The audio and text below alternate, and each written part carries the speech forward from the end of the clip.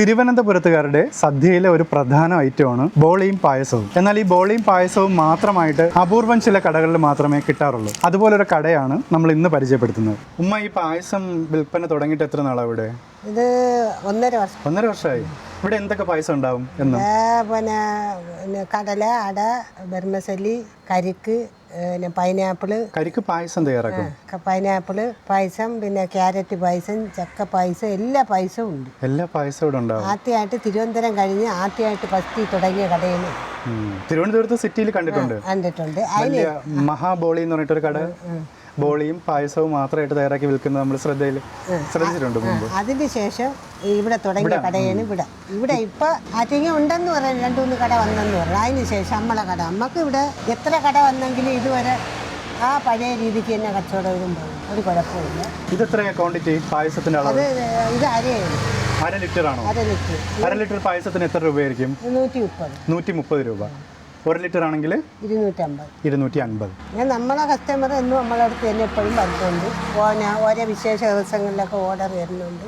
എല്ലാ പായസത്തിനും ഒരേ വിലയാണോ? അല്ല, വ്യത്യാസമുണ്ട്. കടല, അട, ബർമസല്ലി ഇതെല്ലാം ഒരു വില. പിന്നെ ക്യാരറ്റ് അങ്ങനെ കരിക്കൊക്കെ വരുമ്പോൾ കുറച്ച്, അത് നമ്മൾ അധികമായ വിലയൊന്നും ഈടാക്കുന്നില്ല. 20 രൂപ 10 രൂപ അത്രയൊക്കെ കിട്ടും. ചെറിയ വില വ്യത്യാസത്തിൽ മറ്റ് സാധാരണ നമ്മള് കടകളിൽ നിന്ന് ലഭിക്കാത്ത ക്യാരറ്റ്, കരിക്ക് പായസം പോലെയുള്ള വ്യത്യസ്തമായിട്ടുള്ള പായസവും ഇവിടെ കിട്ടും. ഈ കട കറക്റ്റ് പറഞ്ഞ ഏത് ഭാഗത്തായിട്ട് വരും? ഇത് ഏലാപ്പുറം മണനാക്ക് ജംഗ്ഷനിൽ നിന്ന് താഴോട്ടുള്ള കട.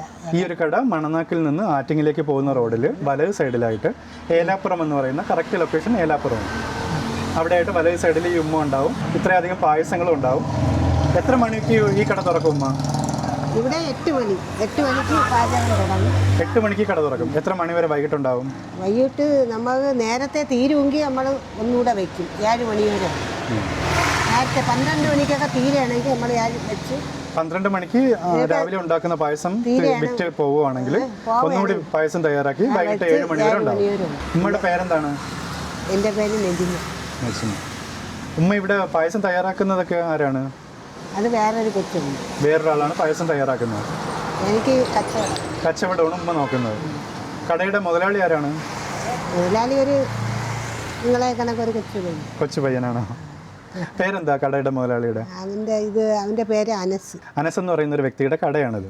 ആലൂസ് പായസക്കട എന്നാണ് ഈ സ്ഥാപനത്തിന്റെ പേര്. നമുക്ക് ഒരു കടയും കൂടെ ഉണ്ട്, മാമത്ത് RT ഓഫീസിന്റെ അവിടെ ഒരു കടയുണ്ട്. മാമത്ത് RT ഓഫീസിനടുത്തായിട്ട് പായസക്കടയായിട്ട് തന്നെ ഒരു കടയും കൂടി ഇവർക്കുണ്ട്.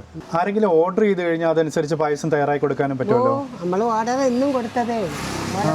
ഓർഡർ വരാറുണ്ട്, അതനുസരിച്ച് പായസം തയ്യാറാക്കി കൊടുക്കും. പായസം അല്ലാതെ മറ്റെന്തൊക്കെ ഐറ്റംസ് ഇവിടെ ഉണ്ടാവും? പിന്നെ പാൽ കേക്ക് ഉണ്ട്.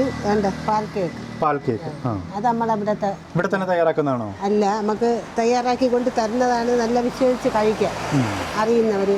മലബാർ ഐറ്റമാണ്. അത് കൊണ്ടുവന്നാൽ നമുക്ക് ഇവിടെ തികയില്ല. കൊണ്ടുവന്ന അത് ഓടിക്കൊണ്ടിരിക്കുകയാണ്. പിന്നെ സ്വിഗ്ഗിയിലുണ്ട്. സ്വിഗ്ഗി അതിവിടെ ഡെലിവറി ഉണ്ട്. ആറ്റിങ്ങി ഉണ്ട്, ഇവിടെ ഉണ്ട്. സ്വിഗ്ഗി പായസം ഓർഡർ ചെയ്യാൻ സ്വിഗ്ഗിയിൽ പറ്റും. നമുക്ക് ഓർഡർ ചെയ്താൽ ഇവിടെ വന്ന് അവർ കളക്ട് ചെയ്ത് നമ്മുടെ വീട്ടിലെത്തിക്കും. ആദ്യം തുടങ്ങിയത് ഇവിടെയാണോ? ആദ്യം ഇവിടെയാണ് ആരംഭിച്ചത്. ഈ സ്ഥലങ്ങളിൽ എവിടെ ഇല്ലായിരുന്നു.